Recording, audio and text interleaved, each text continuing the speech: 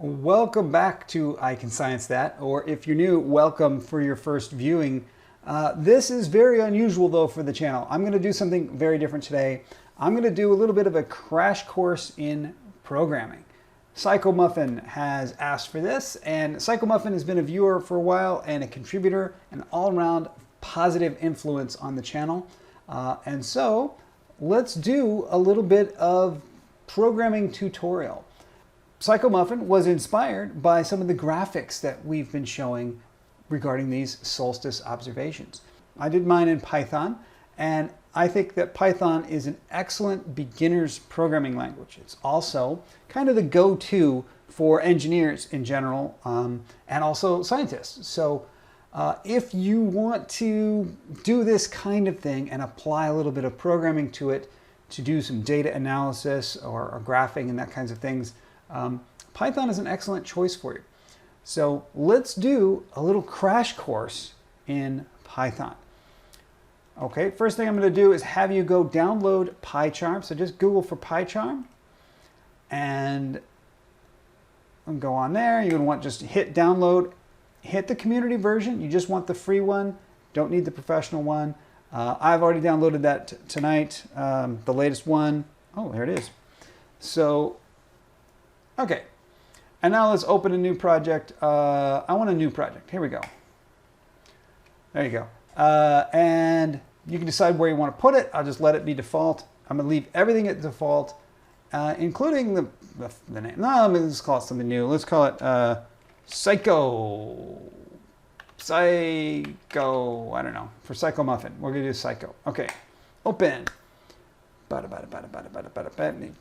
Just chewing a little. It's thinking. It's setting me all up. Now, we're going to be using Python. I recommend PyCharm. It's an excellent beginner's IDE. This is what I usually use to teach in, and so that's a good choice. Here we go. Python is not unique to PyCharm. PyCharm is just one tool that will let you do Python. So just to follow along with me, you can download that and use that here. Normally, we teach this in 15-week semester, so I cannot do this justice. I cannot do a proper treatment of how to be a programmer at all in just this little crash course. This will just be a teaser just to get you started. And if you really like this format, I'll do more of it, and we can actually break it down and teach you probably in 10 or 20 videos. We can teach you how to be a decent programmer in Python. Okay, let's jump into it. PyCharm very nicely started us with a little Python script, but I don't want to. This is more advanced than where I want to start. Let's start with nothing. There you go. I just highlighted and deleted. Simple as that. The first thing we always do when learning how to program is hello world. I just want to have the computer print a message back to me, hello world. In Python, you print with the word print, and then you put what you want to print in parentheses. The parentheses indicates that we're calling a function. And what do I want to print? I want to print hello world, and so I have put that in quotation marks. So the message I want is in quotation marks, and whatever you want to do in parentheses. So you got, it's a little redundant to have parentheses and quotation marks, but as you learn more about the language and programming in general, it becomes a little bit more clear. Let's just start with this. Next up, how do I run the program? Okay, I got my program, my first program. How do I run it? I'm going to recommend you right-click on it and choose Run. Right up here is a Run button right there that you can hit, but it's a little bit confusing because there's a main right here, and you can select different things to run if you have different things available, and it can be a little confusing. I tend to forget which thing I'm going to run, but this one reminds me. Just hit here, Run, and then right down here at the bottom, there's your output. And you'll see that the program has called back to us hello world. So there you go. you can do that too. And that is your first program. Congratulations. You are writing and running Python. But naturally, that's not much of a program. We're going to want to do something more. And again, not trying to teach programming here, just trying to do sort of a crash course on some of the exciting stuff that maybe you want to play with. Let's go straight to graphics next. Rather than build you up on the foundations and the fundamentals of programming and programming languages, let's do what so many self-taught programmers have done through the ages, which is look at someone else's code and just try to understand what that does and use that as a jumping off point for our own programs. So here I have a little something that I put together before, and that gives us a lot of starting points. So I'm just going to, you know what, I'm going to copy paste the entire thing. I'm going to copy the whole thing, and I'm going to paste it over my main program. My main, this is mine. I just copied someone else's code there, right? Okay. Now, Python does not have any graphics to it built in, right? But Python does have libraries. Libraries are a programming concept where you bundle up a bunch of different utilities and functions that you can do, bundle those up, and then distribute that as a library. And the Python method for that is with the import statement. So I'm going to import a library called tkinter. And that's a very simple graphics library. That's what that's for. Okay, let's disregard this piece. We'll just leave that there because we don't know what it does. Let's look at these pieces here. This is initializing tkinter. Apparently it has to be initialized, and you know, if you go and read about tkinter and find a tutorial on it, it'll teach you that you have to do this and that you have to do this. But we're just doing the follow along method. So somebody already did that for us, and we're just going to leave it. So there you go. We're going to do this. Okay. What this one does is kind of interesting. This one pops open the window, and it you tell it what color you want the window to be. I'm going to make a blue window, and it's going to be how wide is it? Is 300 units, pixels, and the height is also 300. So I'm going to pop a square window that is blue. And let's just start with that. I'm going to show one other thing.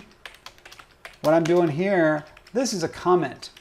So if you put in Python, if you put the pound sign in front of something, that tells Python, this isn't code, that's called a comment. It's not code at all. Don't run that. Don't look at that. Just tells the computer, don't look at that. That's for me. That's not for you. Just ignore it. So I'll ignore, and I'll ignore, and I'll ignore. And yeah, I'll leave that. That's fine. Okay. So all I want to do is this. And you know what? Let's comment this out too. We'll come back to that. And then apparently this, according to this comment, it says add to window and show. This is how you draw the stuff. And the way tkinter works is it will open up the window and it'll keep refreshing that window, keep it active for you. So let's run this thing. Here we go. Run. Okay, let's make it a little bit easier for you to see. All right, what did we do? We created a 300 by 300 blue canvas. That's this right here, 300 pixels across, 300 pixels tall. And that's all we did. And this here just says, I keep that alive, keep it running. Okay, cool. How do I make it stop? Well, you just, you know, like any other window, you close the window and there you go, it's done. Okay, let's look at the rest of this stuff now. Let's bring this one in, just this one, and let's look at it and see what that is saying. It's saying on the canvas, so this dot, right? We read this as my canvas dot. We read the period as dot. My canvas dot create oval. So this is a function call. Remember, I might have mentioned that the print used parentheses, and the parentheses tells us it is a function call. A function call says it's just a bunch of instructions. It's like another program to go and do. In fact, that's what that is. There will be another program that's inside tkinter. There's more Python code inside tkinter. So I have told it that to go into tkinter and find whatever my canvas is, and on that thing there should be some function called create underscore oval.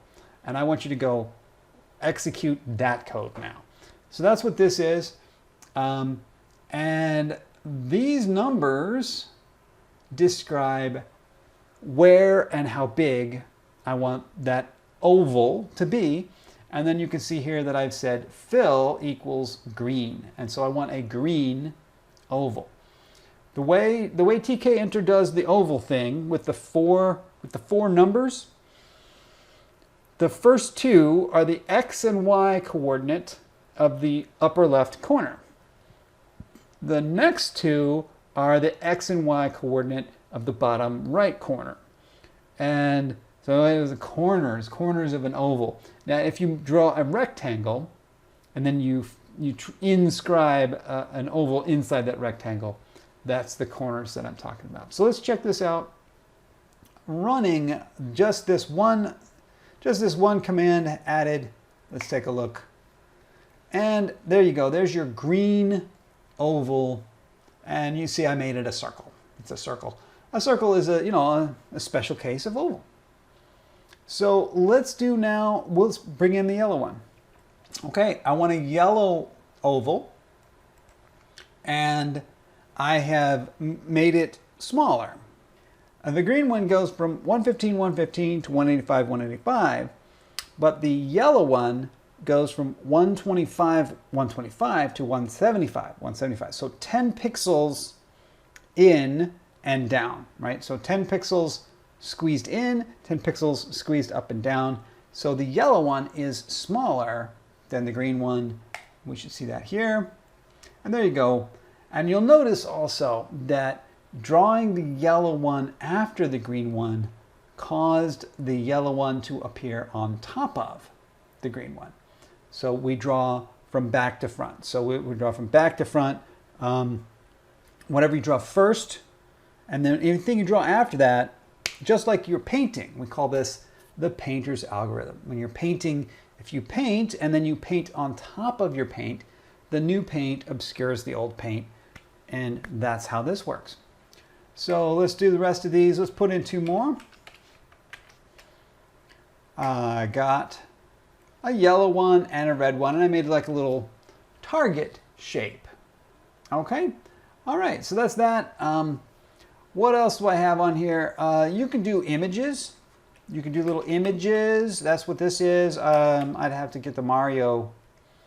Yeah, we could get the Mario in here. Give me the Mario. Whoop. Yeah, do it. Okay, there's Mario. I don't know where I found that thing. And here we go. I'm going to say, I want a photo image, which the file name, so I said file equals, and then with the quotes, mario.gif. And that's this file that I just put here. And so I want a photo image, which I will be assigning to. I haven't mentioned these yet. These are what we call in programming variables. I've been using them and not really talking about them because I'm not teaching properly here, right? I'm just doing rip it off technique. So what does this do? This is the first time we really, I think, need to care about this. And that is, we want to run this function.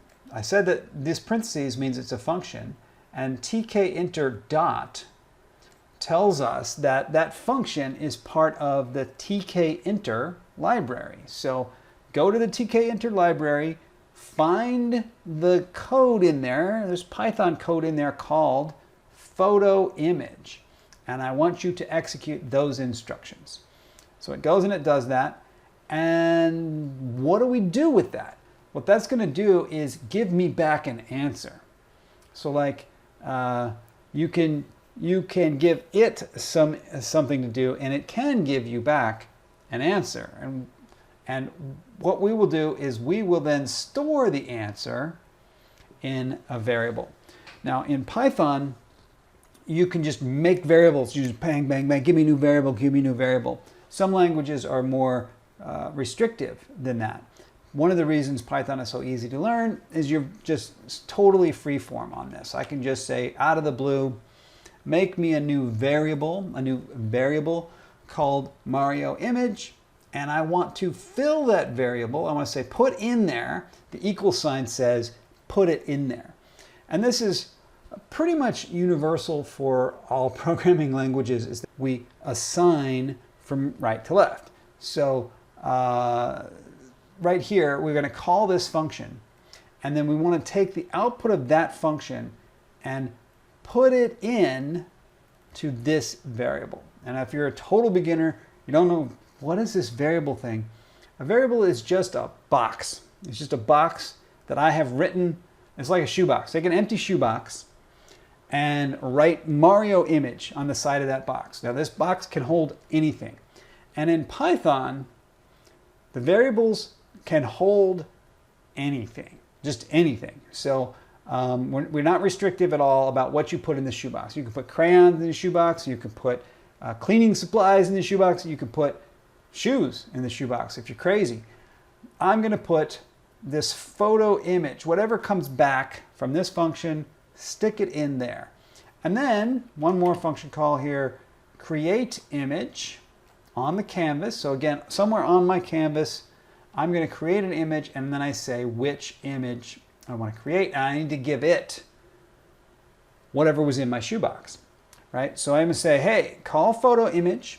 That gives me back a thing. I take that thing and I put it in the shoebox. And then I say, okay, now call create image, which basically means draw the image on the screen. And I need to tell it which image. What image did you want to draw? Because the computer's dumb, right? The computer does not know anything. I have to tell it every little thing. And so, hey, create image. What image? Well, the one you just gave me, which, where'd I put it? I put it in my shoebox, the shoebox that I labeled Mario image. So I take that Mario image, open it up, and whatever's in there, I hand it to this function, and let's run that. See what that does. All right, there's Mario. There's my target that I had from before, and now Mario has been inserted at location 50 pixels to the right, 50 pixels down from the top. We insert the image that I loaded with this function. So there you go. What else can we do? Let's make a little bit of interactivity. A little bit of interactivity now. I am going to bind on the canvas, which, remember, the canvas is the window that I just made. I'm going to bind a function. What does that mean? Okay, we know that a function is something that's some instructions to execute, right? It's part of the overall program, but not all of the other overall program. Some part of the program we'll label as a function, and we'll say, like, for example, photo image is a function. We said that was a function, and it did something. It went and it loaded, right? It went and loaded this file and interpreted that as graphics, and then it gave me back something, right? We are going to write our own function, and we want to bind that function to an event on the canvas. And what that means is when an event takes place, when something happens on the canvas, that function will get called. Okay, so first let's look at the event. The event is just this word with the angle brackets, button space 1. And if you bind button 1, that means when I left mouse click. If I left mouse click on my window, on my canvas, I will get this event. What event do I get? I get on mouse click. Well, what is on mouse click? Earlier, we copy pasted this. We didn't pay any attention to it. This, the keyword def, D-E-F, DEF is in Python, is how you define a function. This is how we make a function in Python. So we give it a name, and the name is on mouse click. Those have to match. Those names match. That's how it connects them. And like any function, we're going to put parentheses, and then inside the parentheses we can put variables. This has one variable called event. And what are we going to do with event? Why, we're going to print it. Remember hello world? We printed hello world. Now we're going to print the event. Notice, event here is a variable. So that means it could be anything, right? It's a shoebox. It's a shoebox that says event. I don't know what's in this thing. I'm just taking it and handing it to the print function. I don't know what that's going to do. Let's just find out. I learn a lot. I honestly, as a professional developer myself, I learn a lot just by looking at someone else's code and trying it out and seeing what it does. So let's take a look. I said it's gonna happen when I click with the mouse. So let me click. Hey, there you go. This is what happened right down here. Print outputs to here. Every time I click, I think you're noticing that an output is coming there. And notice the correlation of this X and Y with where I click. If I click up here in the upper left corner, I get that. If I go to the bottom right corner, I get that. If I click somewhere that's not in the window, I don't get the event. I have to only, if I'm in the canvas, I get, so let's click right in the middle of the target there. 151, 151 is right in the middle of the target there. Okay, that is telling me where I clicked and that I clicked. So I can use that as the beginnings of some interactivity if I want. Okay, what should we do next? Let's draw some lines. Let's draw. Let's do let's say the flat Earth diagram that we showed. What do I want to do first is, instead of hard coding 300, 300, I'm going to say, I don't know, I'm just going to be, yeah, I'm going to say my width equals, I want it a little bigger than that. I'm going to say 1,000. My height equals, I don't know, 800. And I'm going to put those here. Now that we've learned about these variables, a variable is just like a shoebox. You can put anything into it. What did I just do? I made one called my width, and I put 1,000 in there. Made one called my height, and I put 800 in there. Don't need ovals. Not going to need Mario. Let's just see how big that is. So that's a nicer window. Okay, let's get back. All right, that's a start, but I don't want blue. Let's start with black. Black background. Okay, that's fine. Let's now draw like that. Let's draw like a line along the bottom. Sure, let's draw a line along the bottom. TK enter dot. No, I'm sorry. I want to draw it on my canvas. My canvas dot, and it's going to be a create something. I don't even know, but this is one of the great things about PyCharm here is you start typing and it fills in your options. I go, create what? What do I want to create? Create a line. You want to create a line? I want to create a rectangle maybe. Let's do a rectangle. Okay. And I erased them, but the arguments are going to work just like they did for the oval. So I go, I want to create a rectangle, and I'm going to give the upper left corner and the bottom right corner as 1, 2, 3, 4 variables. So where do I want the rectangle to be? Let's say I want to go all the way across the window. So the x coordinate is going to start at 0. And then I'll just put a y here, fill that in a second. How far to the right does it go? How far across is the window? Well, it's my width. So I want to go all the way across. And what color? What color we want? Let's make it blue. Okay, I got to decide what y is here though. Where do I want it on the screen? Let's make a new variable. So I'm going to put ground height equals, well, let's see if the whole height is 800. Let's put it at like, I don't know, 700. Okay.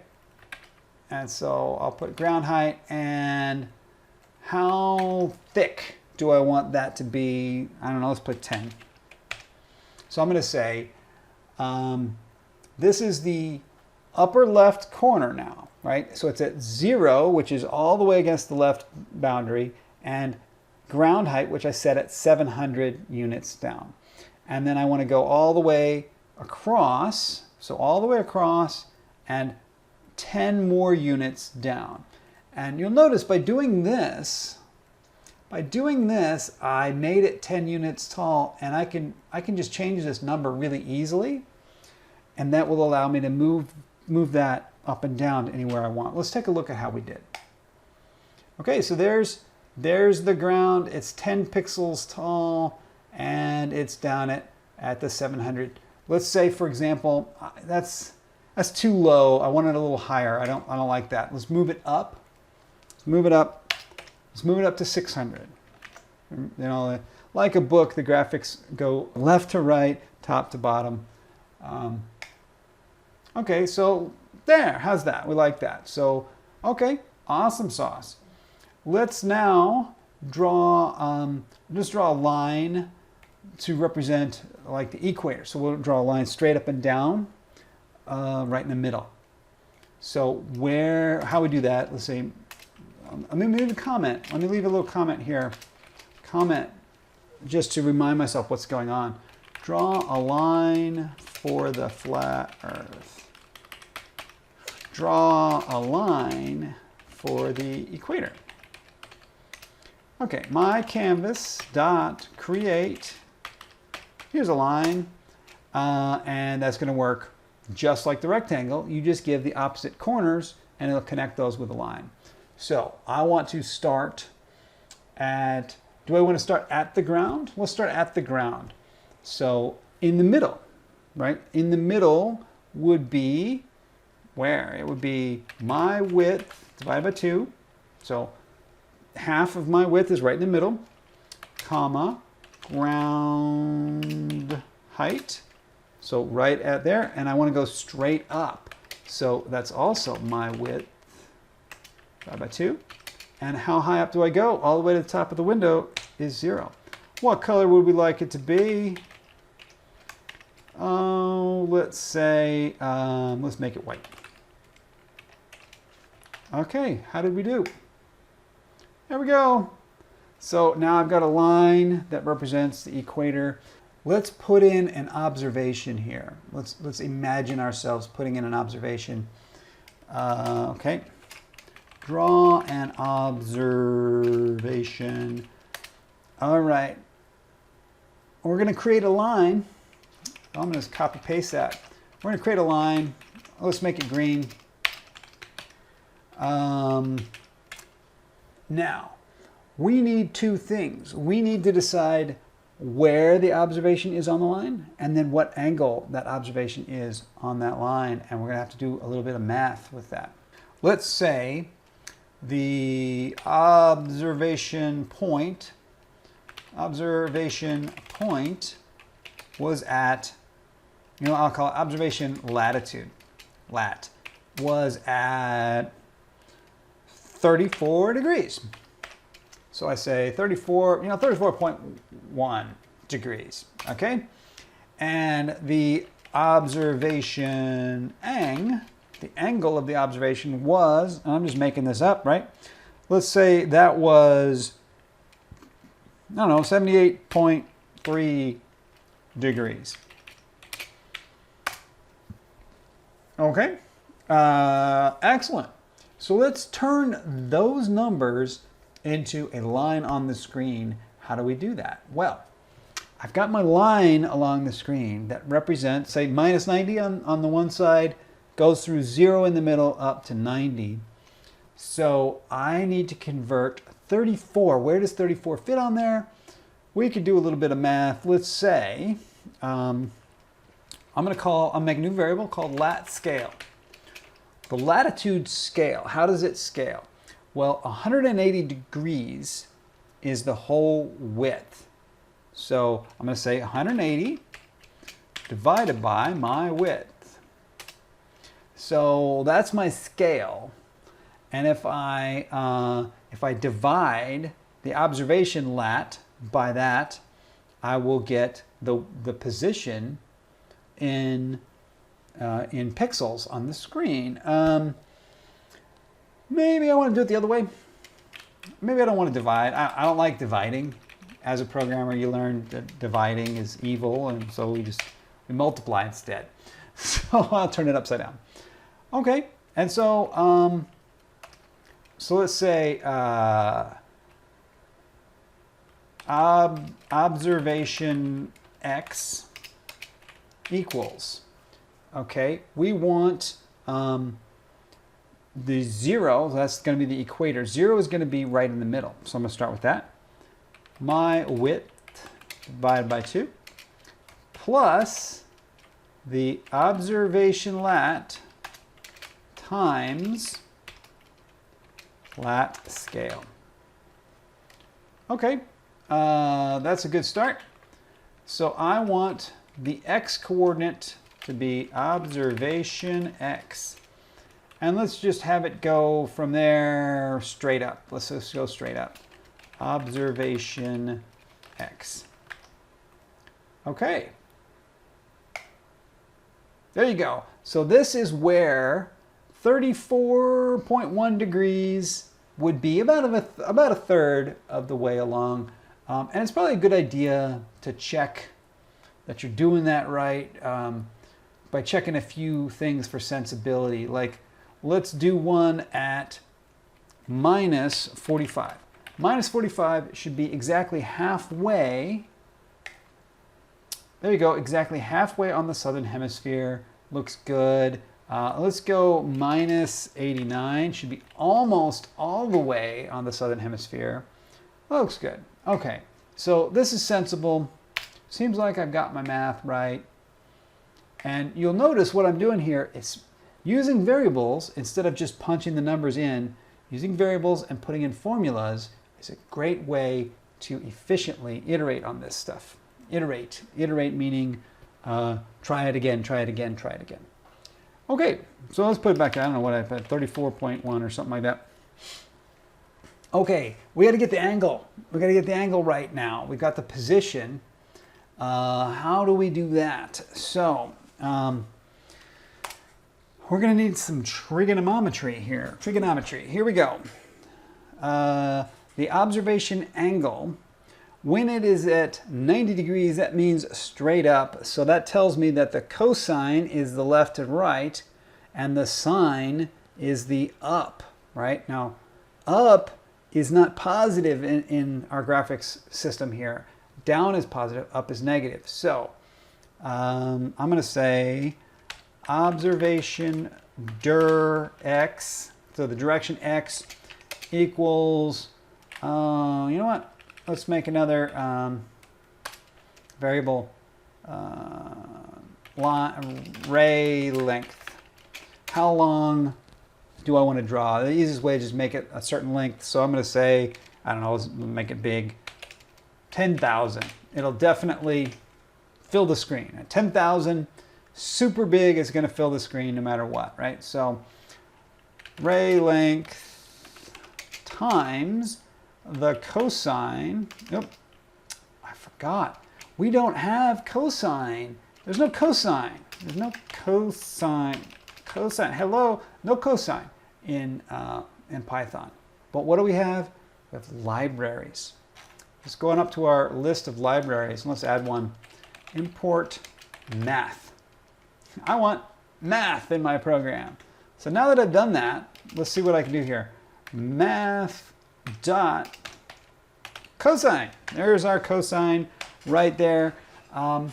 Now, you'll note, does it tell me right on here? I bet it tells me. Does it tell me? Cosine, does it tell me? It's not telling me. Oh, wait, there it is. There it is. Hover it. Return the cosine of x measured in radians. These are not radians, these are degrees, so I'm going to need to convert that, which I need pi for that. So where's that? Well, it's math.pi. Math.pi times observation ang divided by 180. Yeah, that's fine. So that's my direction x. And how about my direction y? Observation dir y equals ray length times math.sine, math.pi times observation ang divided by 180. And now I did say that the direction y, I want it to point up, but that's going to be negative, right? So what will I do is I'm going to say the x, the observation x goes in the direction observation dir x. The observation y goes starts from the ground height, and then it goes up by observation dir y.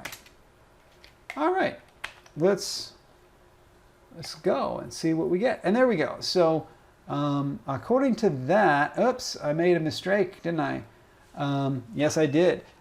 78 degrees is what I put in there, and that should have been pointing south. I didn't remember that, right?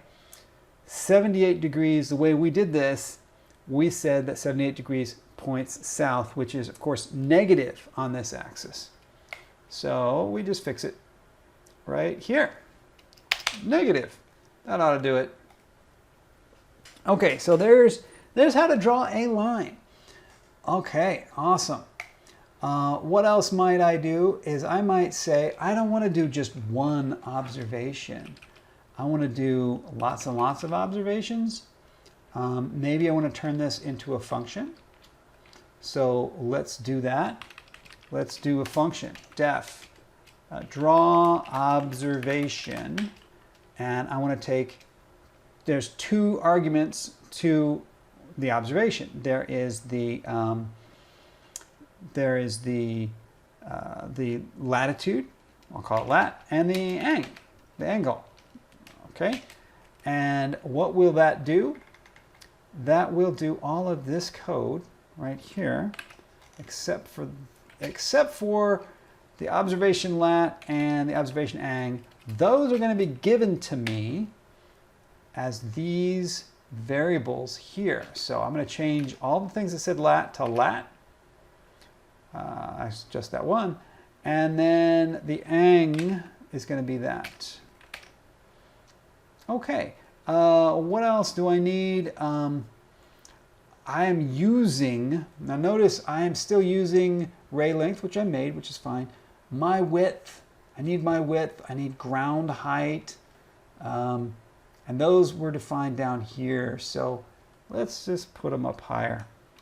One of the things about Python is it goes in order, right? So from top to bottom, at least I think it does. Most languages do. Let's just put it at the top then. So if we just put it at the top, it should be available. What else we got? Ground height. Let's put ground height up here. Maybe ray length. Nah, I'll keep ray length where it's at. Okay, and now I don't need this. I don't need any of this. I'm going to call my little function. What did I call my function? I called it draw observation, and I give lat and then ang. So the lat is that, and then there's the angle. Okay, now 2 spaces, just because. It still works. Beauty. We just made our own function. And now's a good time to point out, obvious question, this is the function that I created. I created a function with the word def. I put a colon at the end of that line. That tells me to begin the function definition. How do I know when the function is over? Because this code down here, this is not part of the function. The function ends right here. So how do I do that? In Python, and Python is kind of unique about that. In Python, we do it by indenting. So when you indent, that says, hey, this is part of this, it's part of this block. It's part of this function in this case. And so when the indenting stops right there, the indenting has stopped there on line 22. That means not part of that function anymore. Okay, so that is how you end a function in Python. And you see that happened here and that happens here. All right, so that's good. That lets us create this lovely reusable piece of code that we can do over and over again. Okay, speaking of over and over again, we don't want just one observation.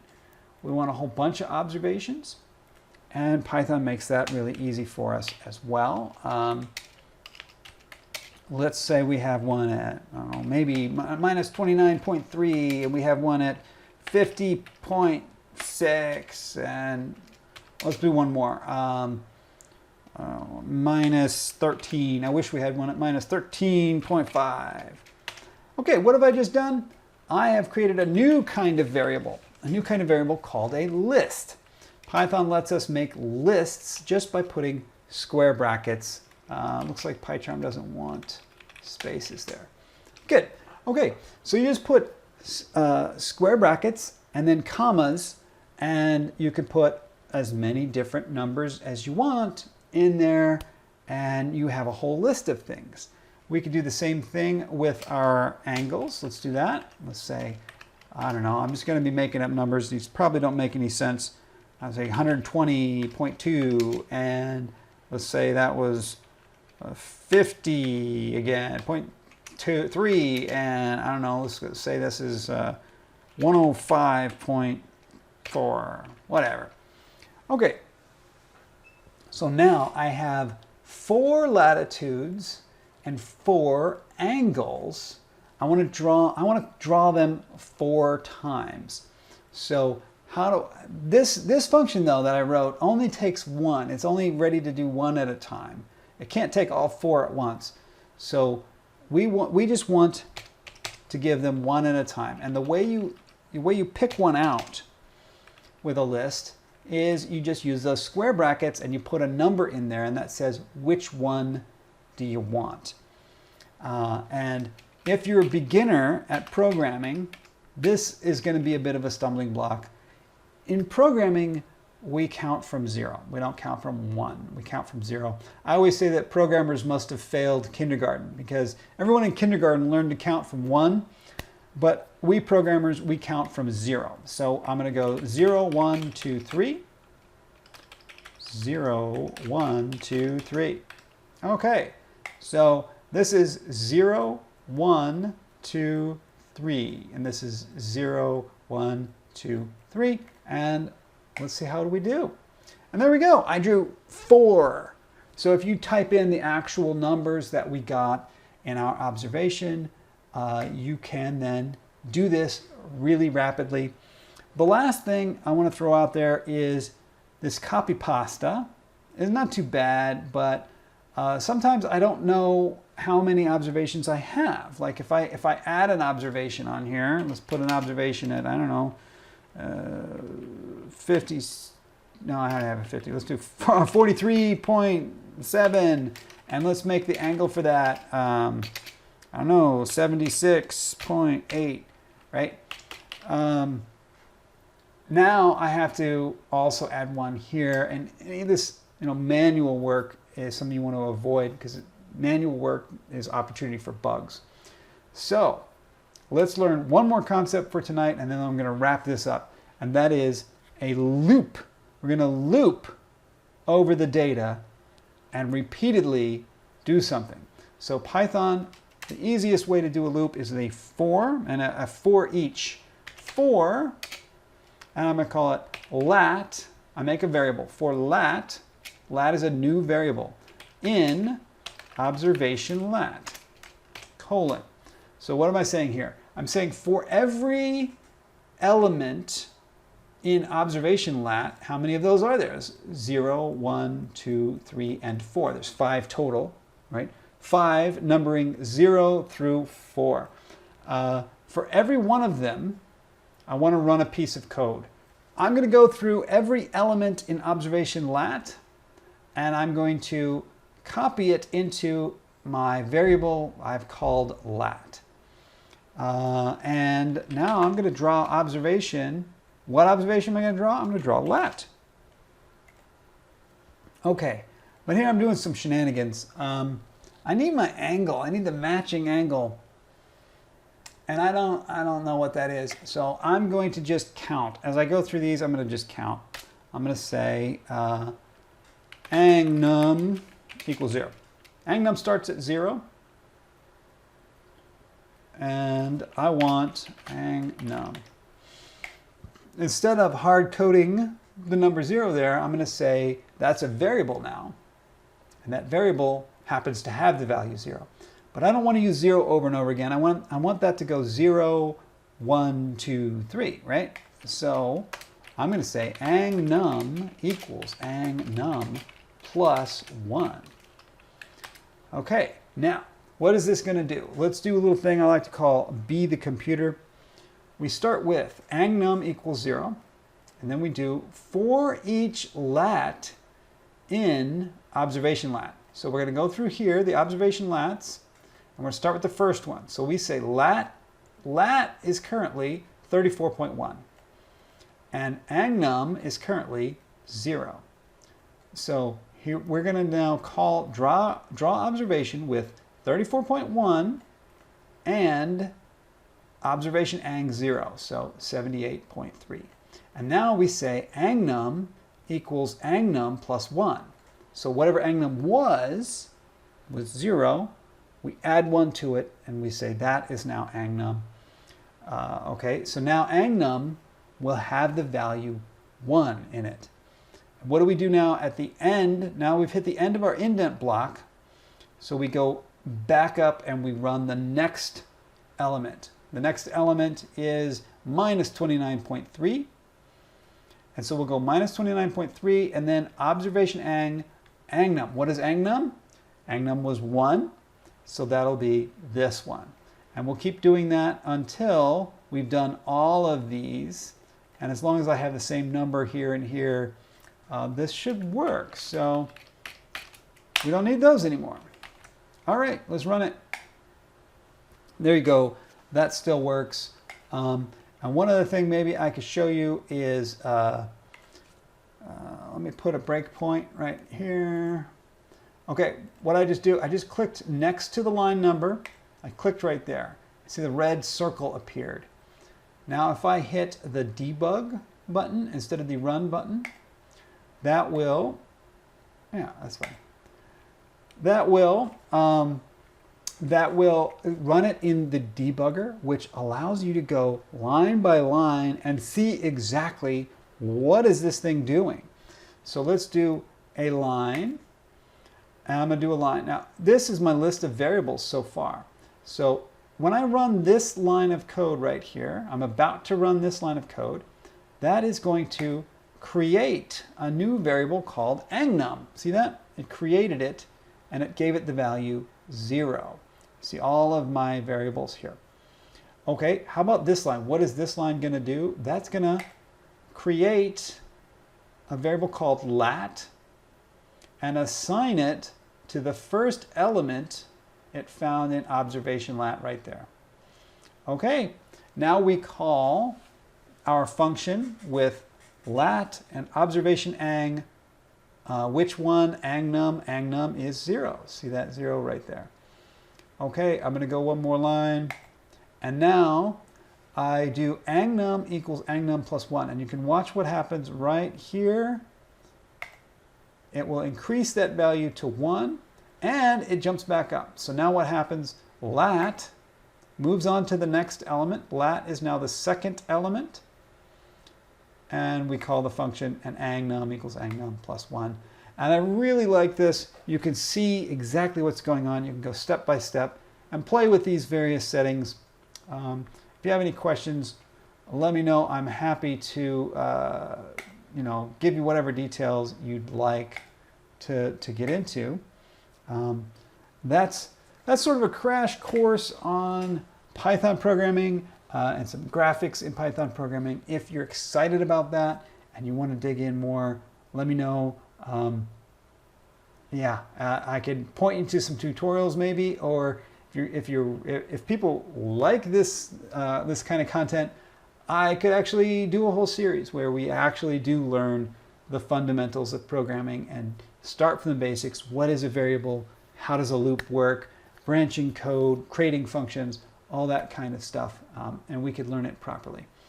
All right, so that's tonight. I'm going to go hit the edit real quick and see if I can get something out in short order. Okay, good night.